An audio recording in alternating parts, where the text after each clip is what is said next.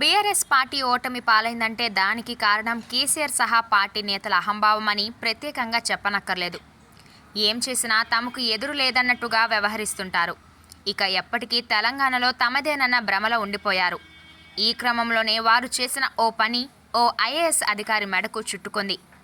ఆలు లేదు చూలు లేదు కొడుకు పేరు సోమలింగం అన్నట్టుగా ఏమీ లేకున్నా కూడా ఫార్ములా ఈ రేస్ కోసం 54 కోట్ల జనం సొమ్మును దారదత్తం చేశారు. ఎన్నికల కోడ్ అమల్లో ఉందన్న విషయాన్ని కూడా పట్టించుకోలేదు. మళ్ళీ బీఆర్ఎస్ పార్టీయే అధికారంలోకి వస్తుందన్న ధీమాతో అప్పటి మంత్రి కేటీఆర్ ఒక మాట చెప్పగానే సీనియర్ ఐఏఎస్ అధికారి అయిన అరవింద్ కుమార్ 54 కోట్లు రిలీజ్ చేశారు. ప్రభుత్వ ప్రధాన కార్యదర్శి శాంతకుమారి 54 కోట్ల దుర్వినియోగంపై వివరణ కోరుతూ 9 ప్రశ్నలతో కూడిన నోటీస్ ఇచ్చారు. దీనికి అరవింద్ కుమార్ వివరణ ఇచ్చారు. ఇంకా మొదలుపెట్టని రేస్ కోసం అడ్వాన్స్గా 54 కోట్లు ఇచ్చినట్టుగా అరవింద్ కుమార్ అంగీకరిస్తూ సీఎస్కు రాతపూర్వక సమాధానం ఇచ్చారు.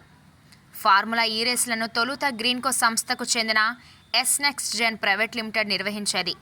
అయితే తమకు నష్టం వచ్చిందని తాము తప్పుకుంటున్నట్టు ఈ సంస్థ బీఆర్ఎస్ ప్రభుత్వం ఉన్నప్పుడే తెలిపింది. అయినా కూడా ఇప్పటివరకు ఆ సంస్థ కాంట్రాక్టును రద్దు చేసుకోలేదని అరవింద్ కుమార్ తెలిపారు. కేటీఆర్ ఆదేశాల మేరకే హెచ్ఎండిఏను ఈ రేస్లో ప్రమోటర్గా దించి 54 కోట్లు చెల్లింపులు చేసినట్టు తెలిపారు. ఈ చెల్లింపులన్నిటినీ నేరు హెచ్ఎండిఏ నుంచి చెల్లించినందున ఆర్థిక శాఖ పర్మిషన్ కానీ ప్రభుత్వ అనుమతి కానీ తీసుకోలేదని అరవింద్ కుమార్ తెలిపారు. ఈ వ్యవహారం అంతా అప్పటి మున్సిపల్ శాఖ మంత్రిగా ఉన్న కేటీఆర్ ఆదేశాల మేరకే జరిగిందని వివరించారు. ఒక ప్రభుత్వ అధికారి అయ్యుండి కోడ్ ఉందన్న విషయం తెలిసి కూడా ఎలా చెల్లింపులు చేశారంటే మాత్రం ఆయన నుంచి సమాధానం రాలేదు. మొత్తానికి రేవంత్ రెడ్డి ప్రభుత్వం అయితే ఈ వ్యవహారంపై చాలా సీరియస్గా ఉంది. మరి ఇప్పుడు ఐఏఎస్ అధికారి అరవింద్ కుమార్ను ప్రభుత్వం సస్పెండ్ చేస్తుందా, లేదంటే మాజీ మంత్రి కేటీఆర్ మీద కేసులు పెడుతుందా అనేది ఆసక్తికరంగా మారింది. మొత్తానికి బీఆర్ఎస్ ప్రభుత్వానికి అయితే ఇది మాయని మచ్చే అని చెప్పాలి.